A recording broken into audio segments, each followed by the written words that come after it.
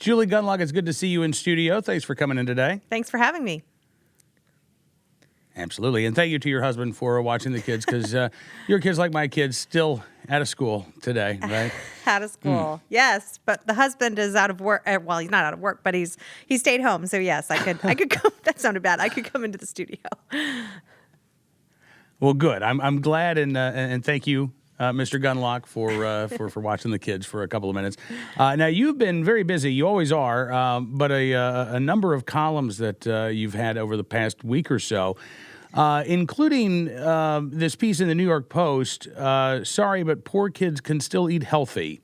Tell me about this. So the argument is that if you're poor, that all of your good food choices are gone away. You're stuck with nothing but fast food, cheeseburgers, and junk food, right? Yeah. So that's one of the narratives that we see trotted out all the time by food writers. They say, the poor have only one choice for food, and that's fast food, and that's why we have these skyrocketing obesity rates.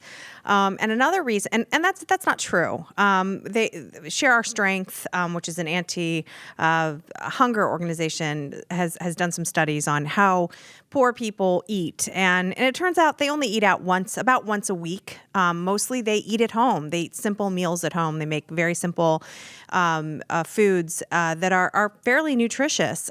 So that really isn't restaurant food isn't really the cause. And I've said on this show many times, there isn't really one reason why people have gotten heavier. There is a variety of reasons. It's a very complicated issue. So I'd read a piece in The Atlantic, and this author was talking about childhood obesity and why it's hard to get kids to eat healthy food. And I agree. Sometimes it is really difficult to get kids to eat healthy. But he was saying that on average, you need to present a food. Sort of child psychiatrists or child psychologists have looked at this, and child development specialists have looked at this, and a child has to eat a food about 10 to 12 times, or see a food 10 to 12 times before they eat it. And so he was saying, so that's sort of the new excuse that, poorer people can't present a food 12 times, and just keep presenting it to their kids. So that was the point of the article.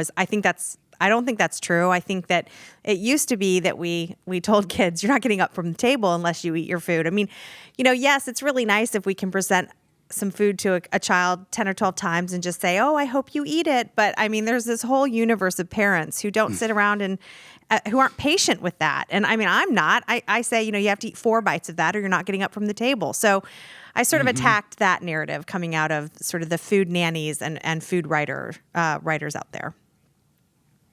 And it's interesting because, as you point out in your piece, parenting is still the key here, right? Yeah. I have friends, they shall remain nameless, but their child, for a good long time, like the kid was almost 10 years old, the only thing that he would eat, I'm not kidding you, Julie, applesauce and chicken nuggets. That was it. That was what this kid would eat. And I would ask myself, wasn't good enough friends to actually ask my friends, how did you let it get to this point? But that was always the question. How did you let it get there? I mean, at some point, have the no thank you bite of carrots and peas, right? Yeah. You take that bite, you eat it, as you say, you don't get up from the table until you've had your dinner, or at least a couple of bites here. It's mind-boggling to me. And I have to tell you, you've met my wife. So when my wife was a single mom in Camden, New Jersey, she was poor. And there's no, bones about it. She was poor. But she cooked, putting herself through college, and then she was working, had to rely on public transportation. It took a long time to get home, but she cooked for her kids. And as you say, they were simple meals. It wasn't like, she was cooking a Julia Child French dinner every night. But she was cooking real food, as opposed to, I don't want to say, maybe, taking the easy way out and, getting a frozen pizza or getting a pizza from 7-Eleven or a burrito. She actually took the time to cook these simple meals, and I think that does make a difference. Yeah, what we don't talk about so often, you see out of Washington, they blamed fast food, they blamed soda, they blamed yucky and non-nutritious school lunches. They've blamed convenience stores and gas stations. They've blamed food deserts. They've blamed just about everything. But what you don't hear out of policymakers in Washington is parenting is to blame in large part, or at least partially, for this. You don't hear anyone talking about parenting. And so, in my piece, I said, we can kind of, scratch our heads and navel gaze about how many times we present to food and is it enough? And, should we ban things or put taxes on things? But, what we really need to consider is how parenting has changed in this country, I think everywhere, but how permissive people are now. Again, that whole. I think there is a universe of parents who don't present carrots and peas 10 times and patiently watch their child pass it over or throw it on the ground or throw it in the garbage. I think there's an awful lot of parents that say, you are going to be punished if you don't eat at least 4 bites of that. Now, my children are miserable when I make them eat something on their plate that they don't want to eat. They cry, they're upset, they're angry, they give me faces. They act tortured, but they eat them because they want to get up and play. They don't want to sit at the table all night. Yep. And so that is, and here's the thing, that's Julie. a tactic that some people might want to try. Absolutely. And here's the thing. Have you ever run across an adult who said, the worst thing about my childhood, my parents would make me eat, bites of food that I didn't want to eat. I've never forgiven them for that. I don't have a good relationship. Don't ask me about my mom and dad because we don't talk anymore because they used to make me eat meatloaf and I didn't like meatloaf. I had to have liver and onions and I didn't like liver and onions. I've never met that person. I bet if I lived in certain parts of the country, maybe Berkeley, you might run into those types. Okay, I'm not saying that they're not out there.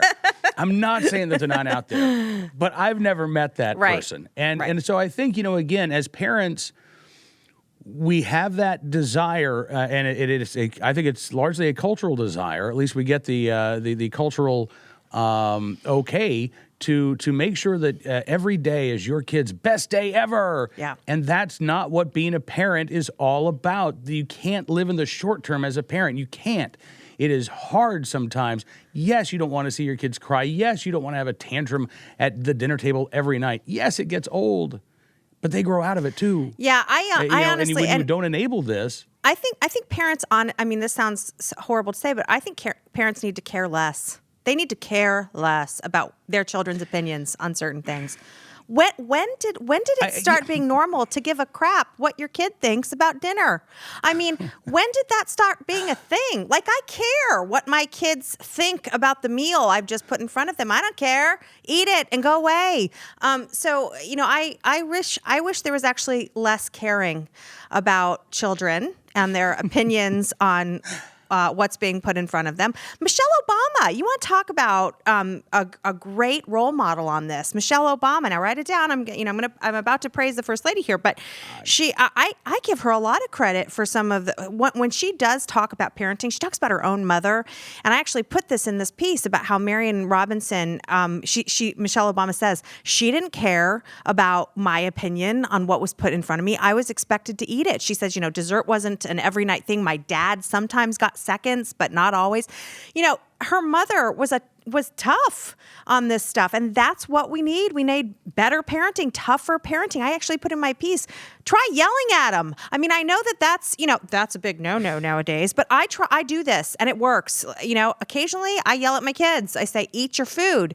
So I just wish there was, there just seems to be so much.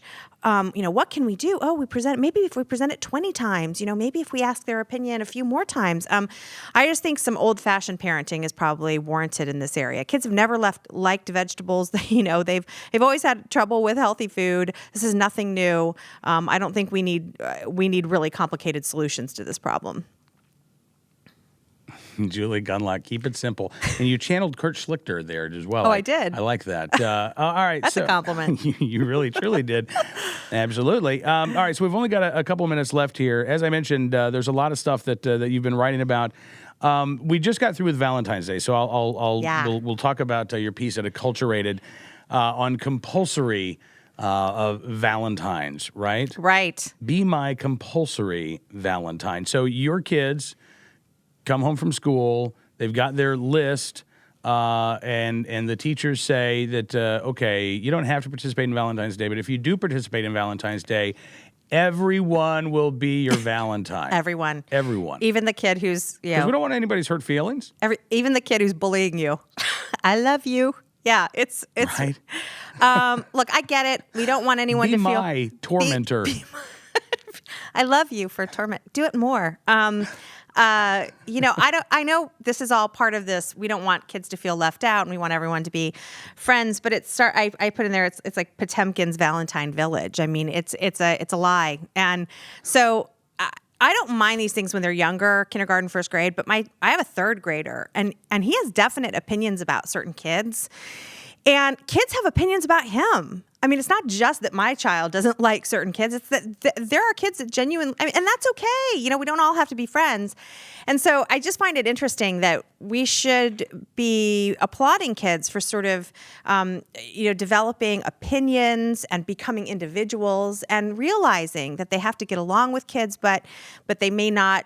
They may not be best friends with everyone, and this is sort of natural. This is how the real world works. And then, every year the teachers say, put aside all those natural feelings and tell everybody in the class you love them. So I wrote this piece at Acculturated. You've mentioned before the comments on Acculturated pieces are really, really great. I love reading the comments, particularly on my pieces. And there's some really funny comments on my piece about what people's experiences are in this area. So again, I don't want to say that you have to write an actual. I don't want my kid to write an honest note like I actually don't like you and I find you annoying at lunch. But I just find the whole practice to be a bit bizarre, particularly for the older kids. Yeah, well, and as you point out, with your kids, no candy allowed either. So you could only have the cheesy card, right? You couldn't even have like the stupid little sugar hearts that say "Be mine." Yeah, or but I "Go love away, bully," some or parents whatever. totally Couldn't have any of rebelled. that. Some parents rebelled. My kids did come home from candy, and I say, fight the power, people. I love those parents who sent their kids to school with contraband. That was great. There were a couple suckers and a couple kisses that managed to get into my kids' Valentine, and the teachers didn't trash them. So I applaud everyone for that. That is awesome. You need a column called Julie Gunlock, Rebel Parent. Right. That needs to be a thing, Julie. Well, I have a column. I appreciate you coming on the program. Hey, thanks for having me. No, that's good. Thanks for having me. No. You have a column. Well, I do. I have a new column called Freak Out Friday at the American Spectator, where I take on like the latest freak out. It's once a week. It's on American Spectator, and it's hashtag Freak Out Friday on Twitter. So check that out. That's kind of good. I get to be a little cranky and have fun with that. Fantastic. All right, listen, enjoy the rest of your week, and we'll talk to you soon. Okay, thanks for having me. Absolutely. Julie Gunlock joins us from the Independent Women's Forum here on NRA News, Cam and Company.